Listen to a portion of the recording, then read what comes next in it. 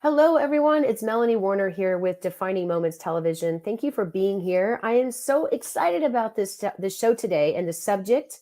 I have a special guest here today that I want to introduce you to you, and we're going to jump right into it. And before we start, though, I want to actually remind you that you can leave something in the chat if you want. We can see your comments if you want to interact, engage, and ask questions. This is definitely much more fun and lively if you want to interact and engage and ask questions. Without further ado, I'd love to introduce our guest today, Mr. Drew Eash. Welcome, Drew. Thank you for being here. Thanks for having me, Molly. Yeah, so I know we've got a lot to talk about today, but one of the first things I want to do that's kind of a tradition on our show is to, as people are still joining here, is to kind of share a defining moment in your own life. What's something that happened to you that really changed the trajectory of your life? I was burned alive. That changed the trajectory of my life What? dramatically. Yeah, I I was didn't know that. back in 2005. I was in a fire that burned 47% of my body. Wow, I And never knew that about you. 27% of that was third-degree burns, and I had to have skin grafting and all that. So, yeah, Wow. spent 3.5 weeks in the hospital, had 3 surgeries. Yeah. But the reason why that was life altering is because it basically um, didn't just change the trajectory of my life. It basically canceled everything that was going on in my life at current. And um, and I all I had left was a few friends and family and the church. So yeah. Wow. And so what was that like? I mean, obviously you had to recover, you had a long way to recover, a long road to recover. Mhm. How did that change your view of the world, or did it strengthen your faith? Did it make you angry? Like how did you respond to that? It I went through a whole cycle of things. Obviously, losing. I lost my job. I lost my spouse. I lost my vanity. I lost my physical fitness. Everything went boom, and just kind of whole world exploded. And then it took a whole long time to recover from that, and I had to find a whole new path for myself. And so, like, what you learn is that life is fragile. You got to appreciate everything you have while you have it, because if you take it for granted, it's going to be gone like that. Like one thing could take it all away just instantly. So. Wow. I mean, and it's kind of sad because I feel like a lot of us get so busy in our lives where we take those kind of things for granted, and it takes something really big like that, like I say, a defining moment to kind of be the wake up call, and in a sense, it was like a way to reset your whole life. Yeah. How did that lead to the things that you're doing today, or how did it change things in in your career or your focus and that kind of Well, thing? the first thing it made me, because I lost my job from that. I ended up starting my own business after that. And then so I've been working for myself ever since.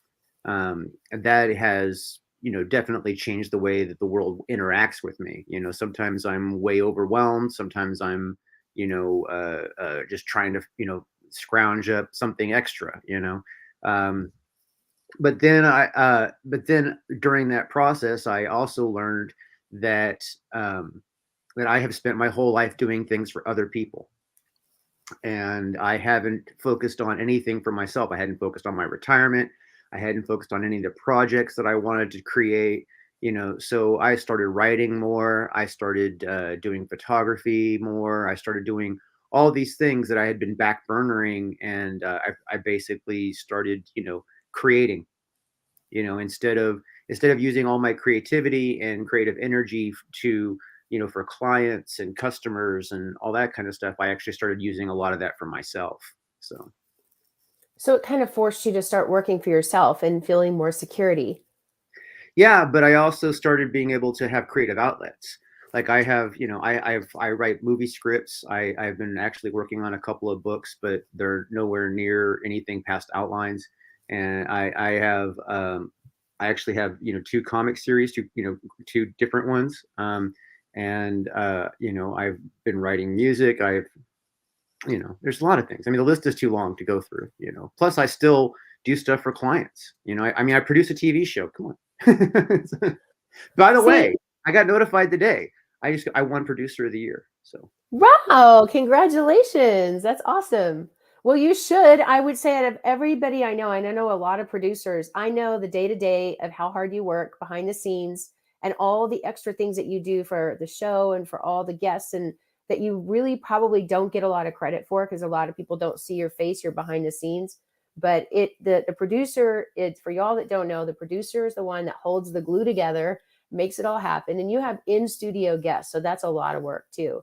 yeah. um, and I think the key is when I look back at where you've come in your career, and knowing you personally, knowing you professionally, like the type of person you are, looking at how you've been so involved in things like YouTube, like being an original partner in YouTube when they first started, Mhm. going back to Google ads when they first started. I find that you are this brilliant operational thinker, and at the same time you have the marketing brain, and it's such a rare combo. So it creates this really overlying strategy that's going to help a lot of people with their business.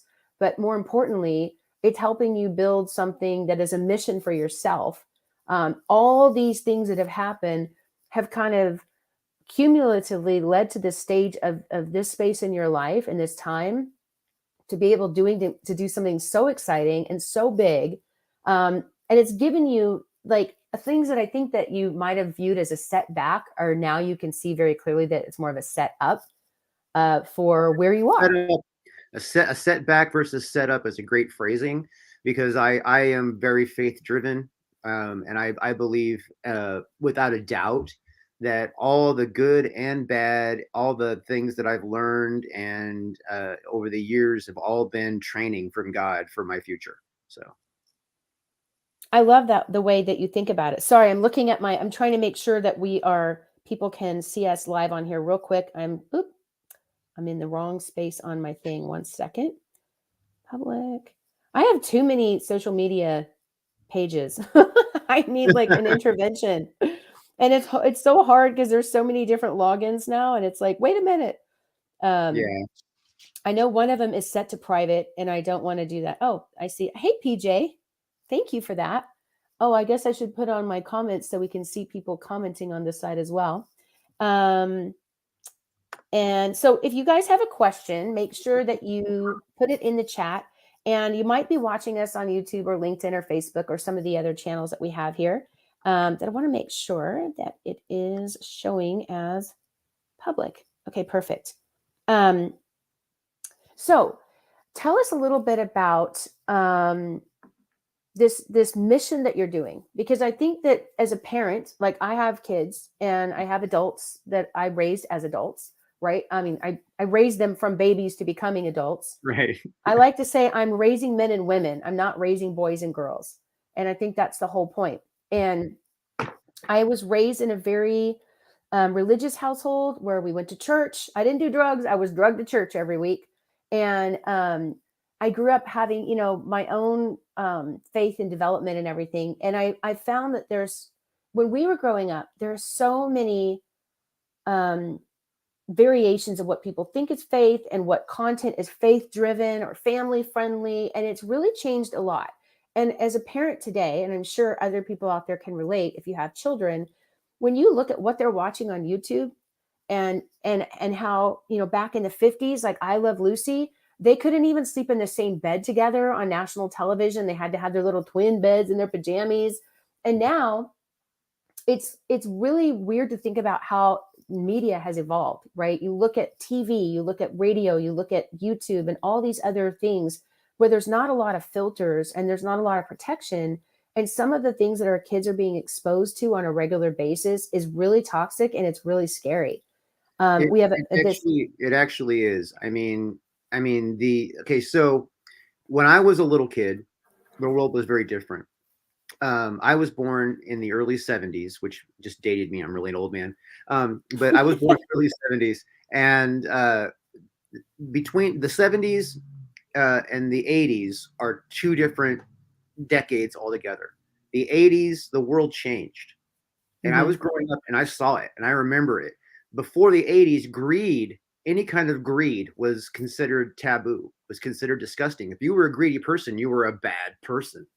And then Right. in the 80s, if you were a greedy person, you were a business minded, good person. You know what I mean? And it's like that transition, goes along with a whole lot of other things.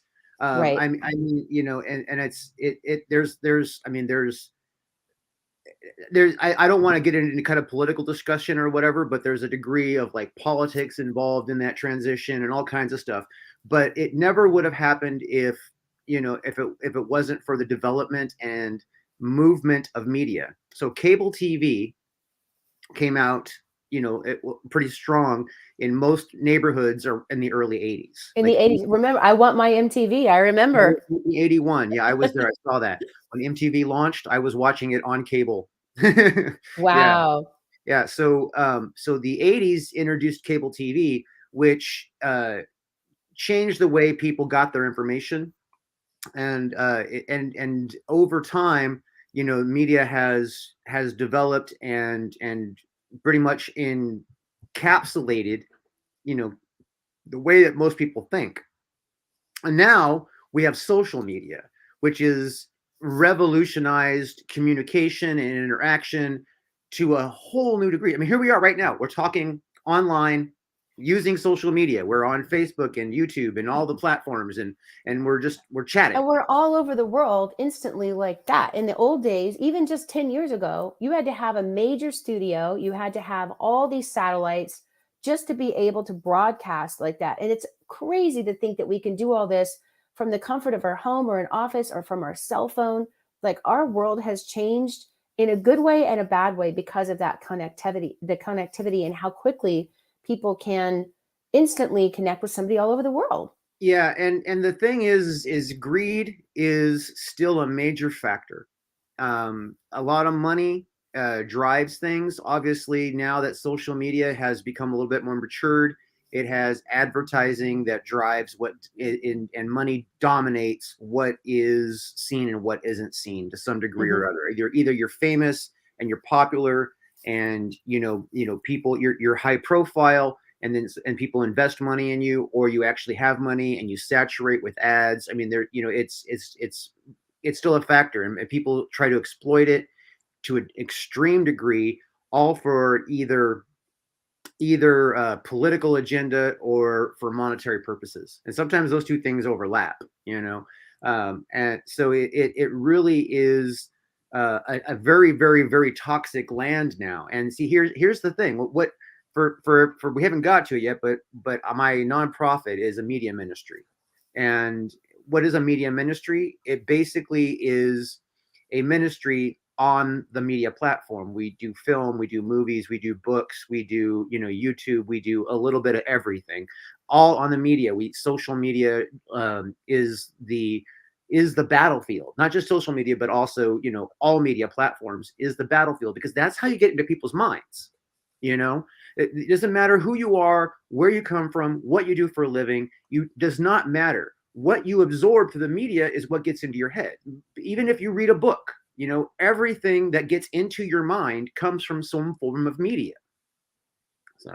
So the thought process that people experience is foremost on my mind, because this day and age, there's not a lot of positive presentation in the media. Even the stuff that appears positive, and I say appears, kind of has a toxic backside to it. Like I don't want to offend anybody, but I'm gonna. Um, Why there not? is We're all friends here. yeah. Well, like if you guys remember, back in 2008, there was the whole Proposition 8 movement, and they were like, "Oh, love is love. Everybody should be allowed to love."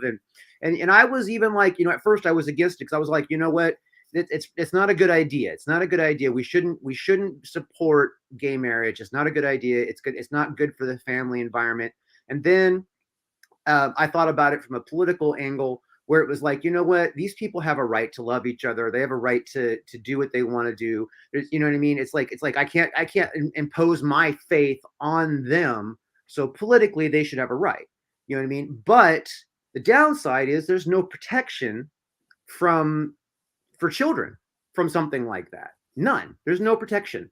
And then we actually have a political. And children don't have the filter. They No. haven't developed the faculties of their mind to have a filter like that. They basically just absorb everything like a sponge, and their brains are wired that way. They're the way they think, the way they process information.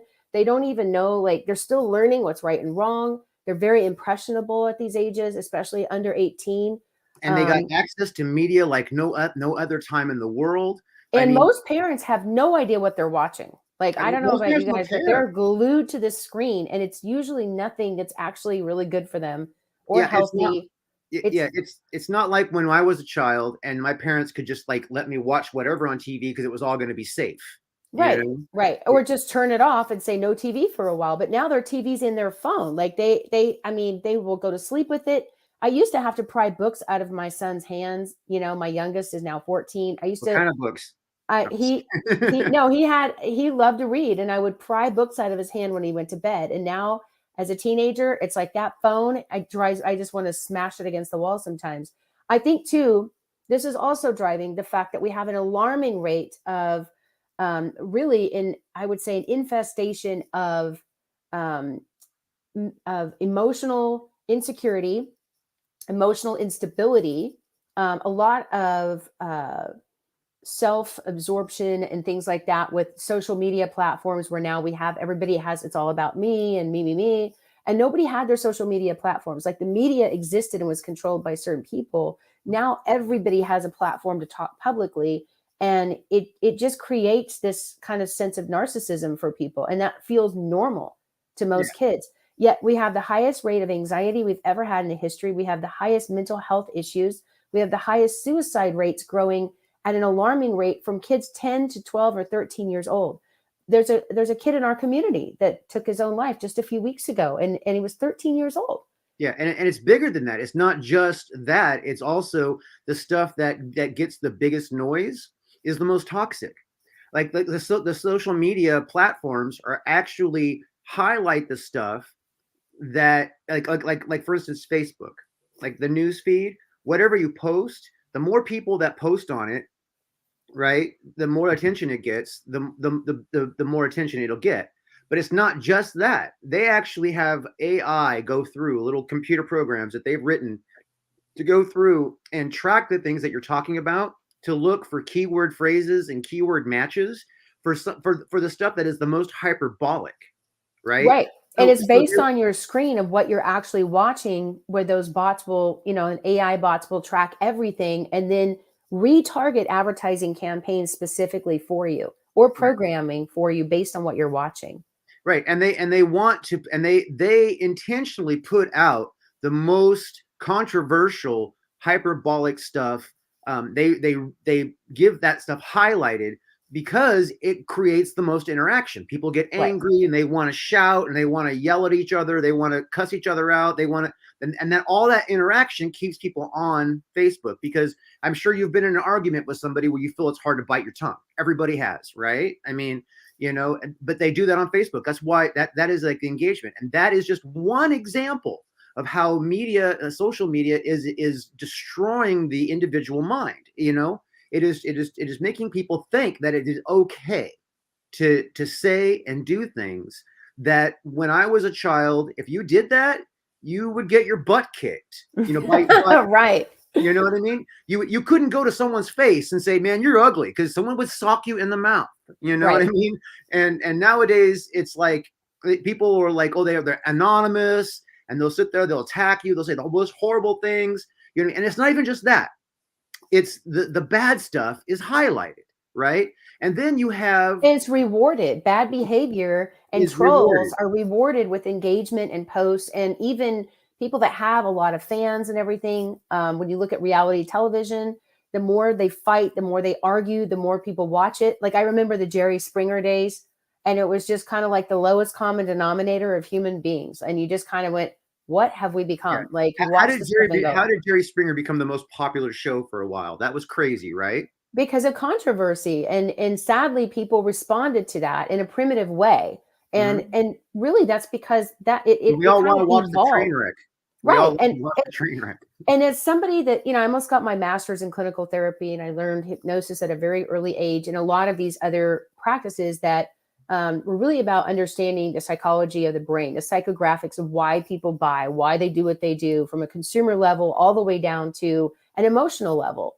And Right. what's interesting is our brains, 80% of your brain is really subconscious. And then you have that 15% that's logic and reason, and only that 5% that's primitive.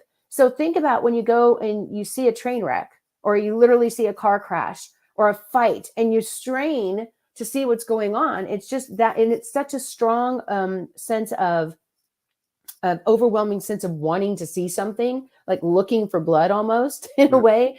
And you think of how powerful that primitive side is, and that's just 5% of your brain. So the things that we're programming in become extremely dangerous to our psyche and how we process information and how we end up communicating it out to the world, and how we even view ourselves, which can be very distorted based on the media that we're consuming. So as a parent, I'm very alarmed by this. I'm sure you guys are all saying, okay, well, yeah, we all agree there's a problem. So how do we fix it? Tell us a little bit about the solution, Drew, and your organization. Well, I Um, don't know. I don't know if we're the solution, but we are maybe a partial band-aid to the problem. So the MrE.org is the website. It's Mr. E Christian Media. I am Mr. E, right? And basically the concept, our mission statement is that we are trying to empower creatives to use their talents for the glory of God. But that is just one aspect of it. Big picture, we are trying to create content that is digestible by the secular public, by people who just like content. But it carries a gospel message, so that the positivity of Jesus Christ, the love of brotherhood in faith, and highlighting how these things that are bad for you are bad for you, and why they're bad for you, is it's not the solution, but it's a way to push back. And the thing is that there is not enough positivity going out there that doesn't have a toxic back end. I mean, mhm. even like you will like, if you watch like positive news shows, you know what I mean? They're still highlighting something that is really horrible. If you go on social media, the stuff that they're trying to positively highlight, not every time. I mean, there's puppies are cute, kittens. I love kittens. You know what I mean? That stuff's like non-threatening, right? But you will go out, and these people, they're like so wokey movement, but all these wokey aspects are really toxic on the back end.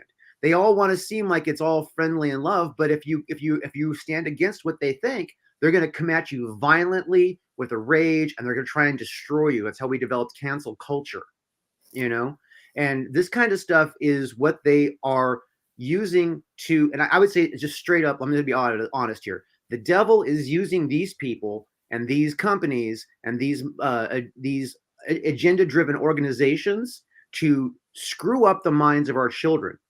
And because they know that if they put like enough time into this, there is not enough people who will put the money against what they're putting. Think about the money that goes into a political campaign, right? If that same kind of billions, like Mhm. $80 billion just for a presidency, right? That's insane. That's insane. You think, okay, what? Really? Just for a presidency, one time, $80 billion for one candidate. Mhm. That is insane. If that kind of money got put into, let's say, a church movement, you know what I mean? What could that do to the world? I Right. mean, seriously. So it's like, we really need to look at this. We really need to think about where we're putting our money, because if we could redirect some of that same kind of money into something that would last forever versus something that only lasts 4 years and may or may not do any good, because it doesn't matter who wins presidency. The world doesn't change that much. You know what I mean? Right. I can't say it doesn't matter, because there have been some presidents that have messed things up bad, but it does get fixed, right? Well, imagine a corporation that has a new CEO every 4 years. How stable would that be? And yet we wonder why our country becomes this place of turmoil. And there's so much political division. I mean, it's always been divided, but it just feels like angry and violent, like more now, so that people have these social media platforms. Well, And people I have mean, here divided, it's funny. Here we are talking about religion and politics, but the truth is, we all know the elephant in the room, right. or the donkey in the room. Well, yeah, or yeah, the elephant and the donkeys in the room. I think the situation there with politics is that it has become the new religion. That's the biggest problem, right? Ooh, that's true.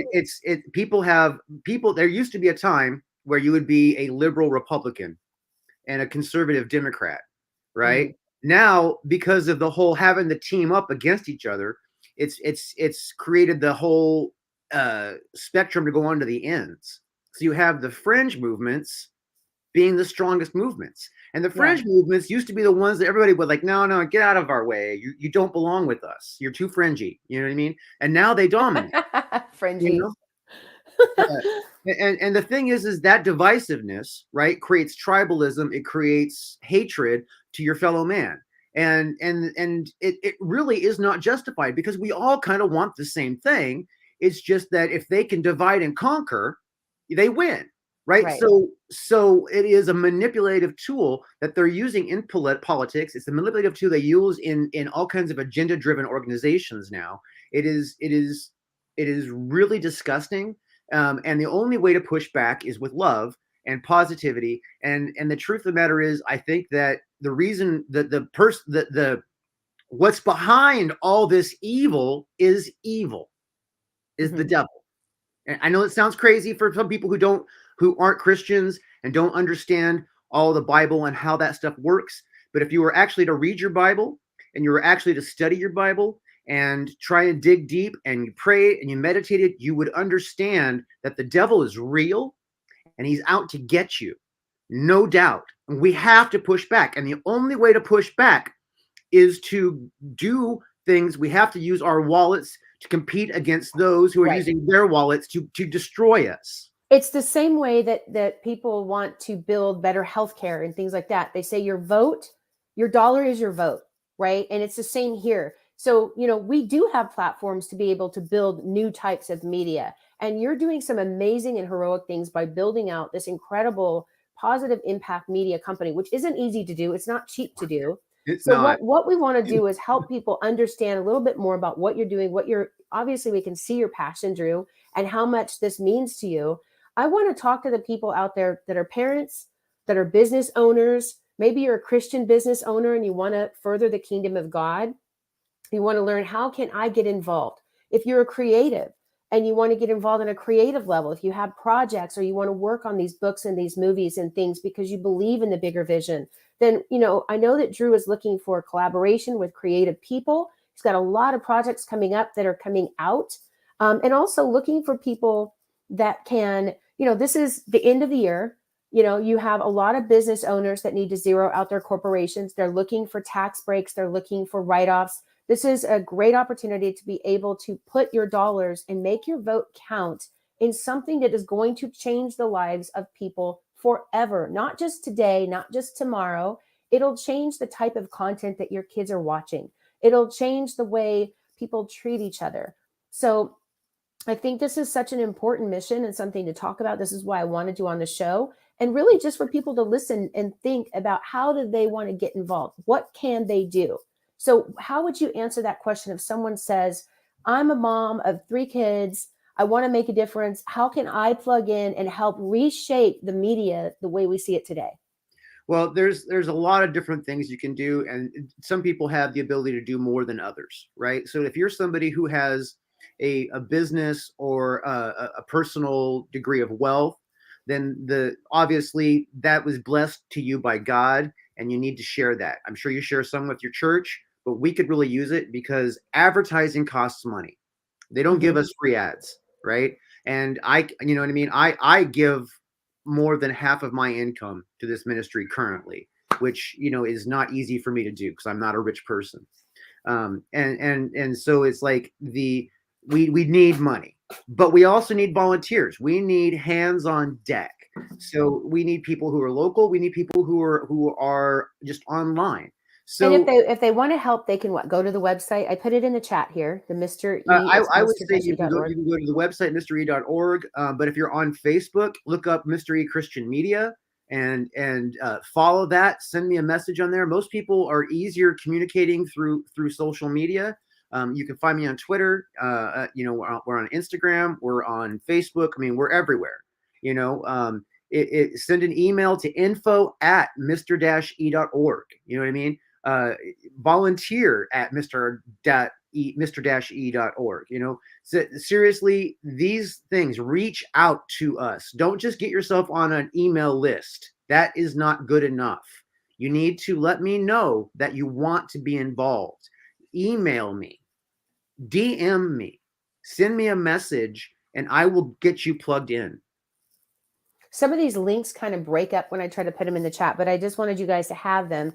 The other thing too is I think as a business person, you know, I know a lot of business people that are Christian business owners. They tithe to their church, they tithe to nonprofits, and this is a way to, like I said, get your voice to be heard. So this is a time of year to make those kinds of donations that you can really make a difference for a lot of people. Tell us about a little bit if people are making donations and like monetary donations. Mhm. What does that actually go towards? How are they really helping reshape the media by investing, say, $5,000 or $10,000 into, like, I mean, as a write-off? And if they were to Well, donate that money, where would that so go? there are a lot of different things going on right now. One of the things that's going on is this new movement campaign that just started called Jesus for President. It would be Jesus number 4 president.com. And people who've donated to that were able to help us get that built, get us yard signs and bumper stickers to start, you know, some that we can give away and some that we can sell.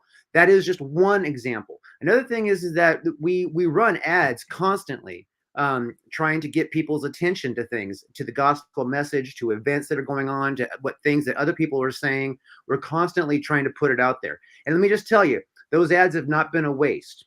Mm-hmm. Not at all. There have been 20 lives saved, 20 people who were trying to kill themselves in the last year. In this last year, 20 people tried to kill themselves that were stopped from these ads. There have been something, I don't have the number in front of me, but I think it's around like 12 to 15 people that have changed their whole life. Let me tell you a story. There's this lady who contacted me because I had posted a video and I was advertising that video, pushing it out real hard. She saw the video and it moved her. She wrote me a message telling me that she was just about to take a whole bunch of pills and take herself out. Wow. She said that this video moved her and reminded her of when she was going to Sunday school. She never accepted Jesus, but she kind of wanted to hear more about it. And so we talked a little bit, and then I walked her through the prayer to accept Jesus. And then now, because she was on drugs heavily, and she was kind of doing prostitution to make the bills meet. And she has been able to get away from the drugs, the prostitution. She's plugged into a church. I help her get plugged into a church. And she has now changed her whole life around. She works retail now. She's making a decent living. And she's, you know, not only has she accepted Jesus Christ, but all 3 of her kids have as well. That's And, amazing. I mean, and and that's just 4 people that you personally know about because you're at that level of being able to be personally involved in each of these things. So obviously, the more this grows, the more it's going to reach more people. The other thing I love what you do is, you know, you take through this content. If somebody's reading like this graphic novel, I want to get to that in a second. At the end, there's this redemption in this story. So it's really meant to design to reach the sick, the broken, the hurt, the secular side that may or may not have faith or believe. And then it leads them into this safe place to be able to do what just happened, like you described with this lady. mm-hmm. And then it even gives them a chance to plug into a church. So it's more of an automation of being able to do that based on them talking to somebody. If you have a hotline and you have the volunteers, then there's a phone number that they can call, right? Yeah. But you can't do all of that without the manpower or the woman power, without the funding, without the, you know, expanding the platforms, the content. All of it takes money and building a mission. Yeah, you know what? The problem that we're currently facing is that the need for us greatly outweighs what we're able to do The right resources, yes. now.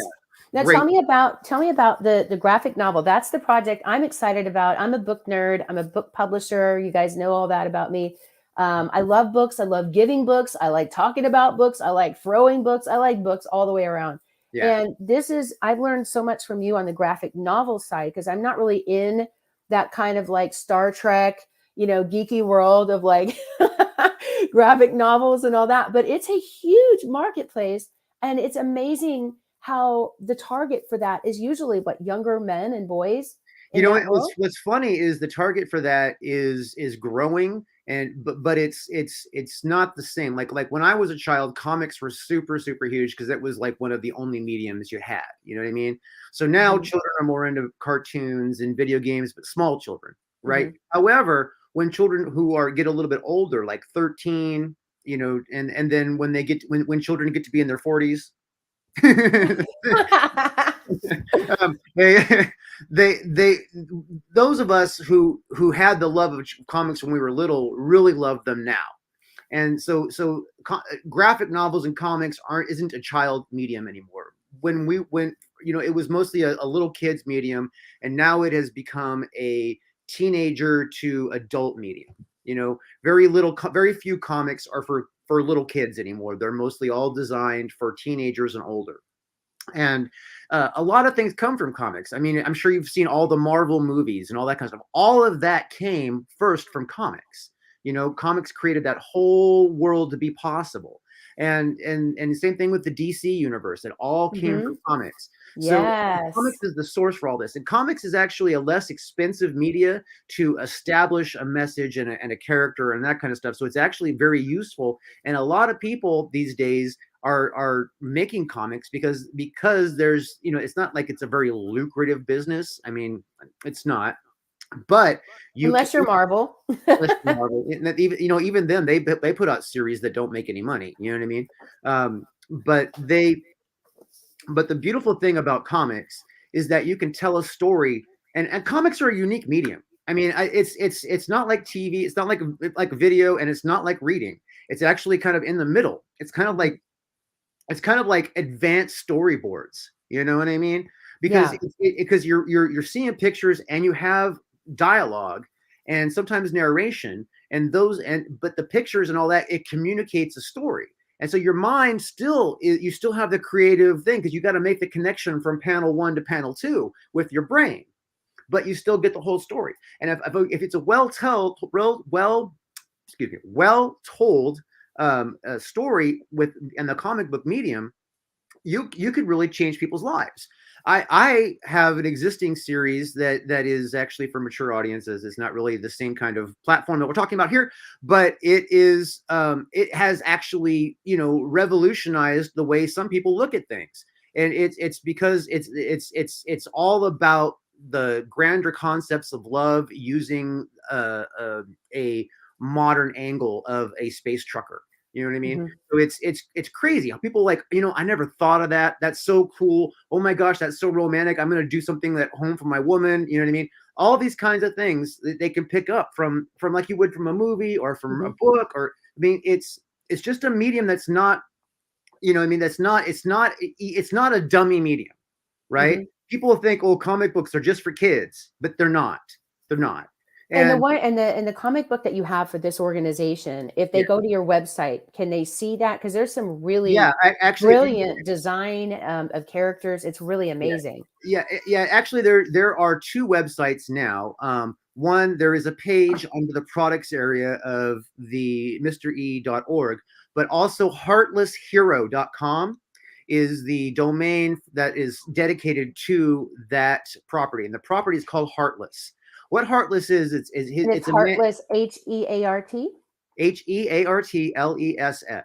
Heartless, Okay. Heartless. Now, Heartlesshero.com. Heartless Hero, and the main character's name is Christian Hart, and he's a special forces soldier who basically finds out that his father didn't really die and was the head of well, not the head of, but high up in an organization that is called the Syndicate.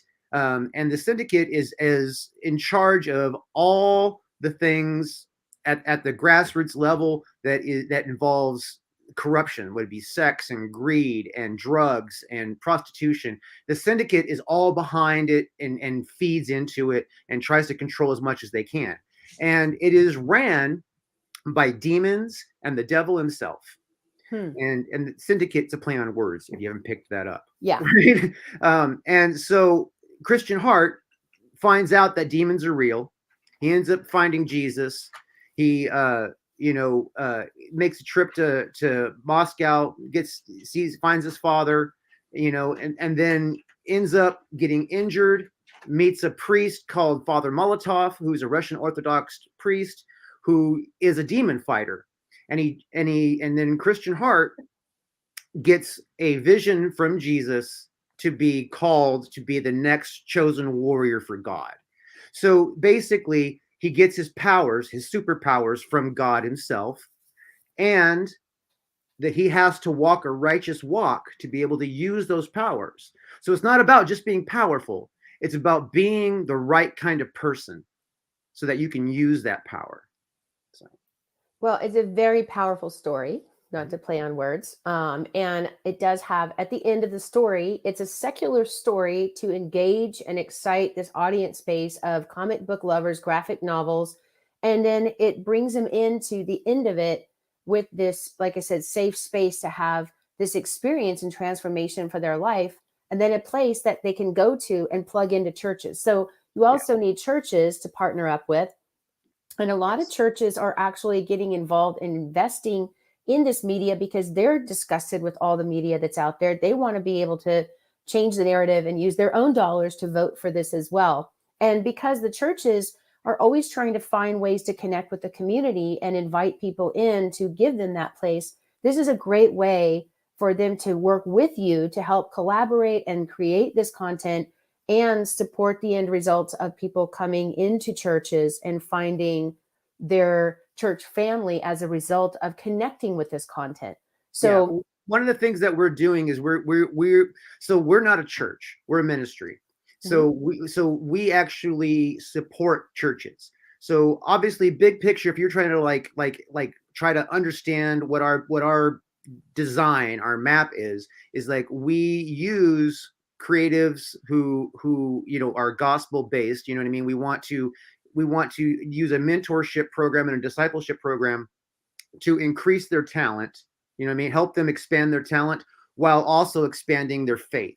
You know what I mean? So they get stronger with God and with what they do, whether it be a singer or a songwriter or a filmmaker or an actor, or you know what I mean, whatever it is that their chosen medium is, they get stronger at that, but stronger in their faith as well.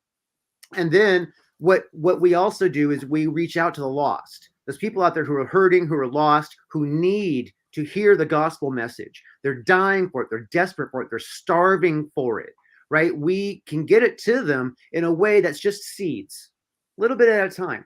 You know what I mean? We water those seeds. And when they feel like they want to reach out, we're here for them. And it's not just like we're their local church where they feel intimidated. We're not intimidating.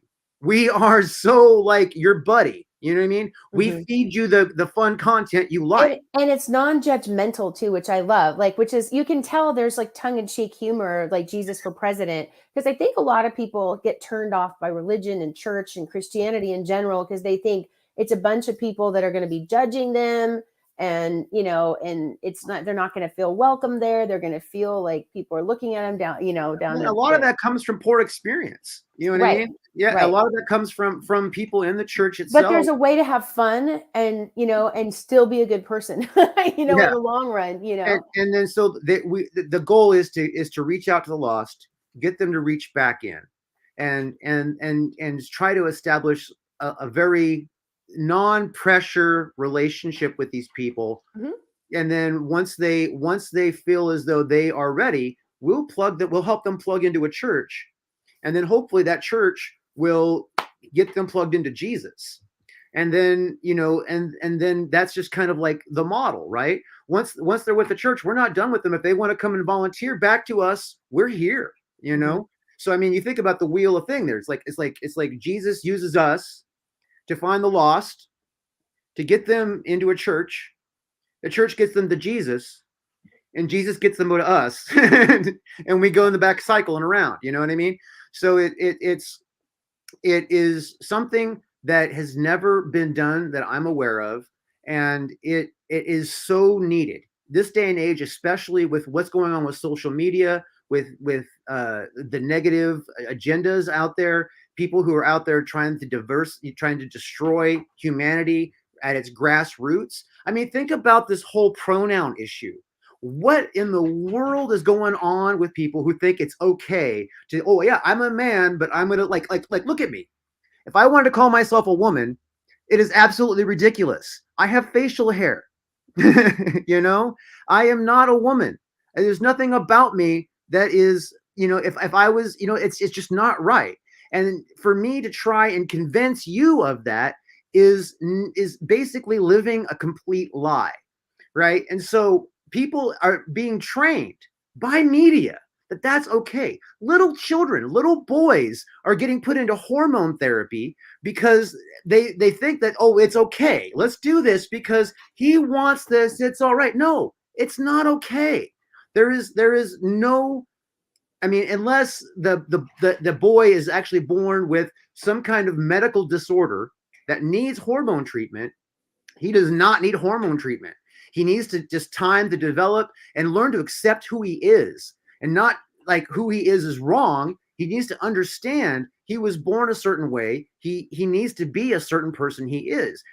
Thinking that you can just change who you are is a disgusting lie that people put out there, and it's destroying things. The level of suicides has gone way up and among the trans community. I mean, there were trans people before.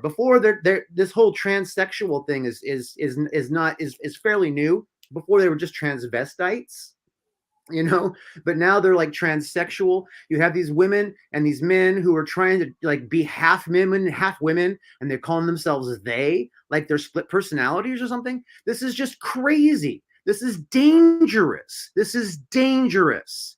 It is not just, oh, well, Drew, you're a bigot. No, I'm not a bigot. Actually, I have so much love for everybody. It's unreal. Ask Melanie. She knows me really well. I have love for everyone. But I hate seeing people destroy themselves because they think that they're going to find happiness in this thing that's going to destroy them. And then once they've explored this avenue too far, they can't get back. It's kind of like you think that like if you're, well, you know what, heroin's going to make me happy, right? So I'm going to shoot up heroin, and now I'm addicted. I destroy my life. I have nothing left. You know what I mean? It's no, you don't do that. That ask drug people, ask people who are heavily on drugs, and ask them if that's good for them, if that's a positive for their life. Well, you're definitely not shy about your beliefs. And one thing I think people may not know about you is you worked with Steve Jobs. And one of the things that he used to say about you is that you say what people are thinking, that you're in everybody's head. Tell us a little bit about what it was like to work with someone like that. It was actually an amazing experience. I didn't really like work on too much with him. It was just one project. He is a brilliant person, and I don't want to get into too much personal stuff or too much detail because it's just not right. But he was a real brilliant person. He was very friendly. He was a very loving, caring person, and he was the thing about Steve Jobs is, I just want you to understand, the man was a genius, and he understood people like no one I ever met in my whole life. You know what I mean? He was a good leader because of those skills too. Yeah, and I mean, he just understood people. I mean, he was the kind of person that could look you in the face and could tell if you were full of it or not. And if you were authentic, he wanted to have you around. If you were not, he kept you at a respectable distance, but he wouldn't blow anybody off unless he had to.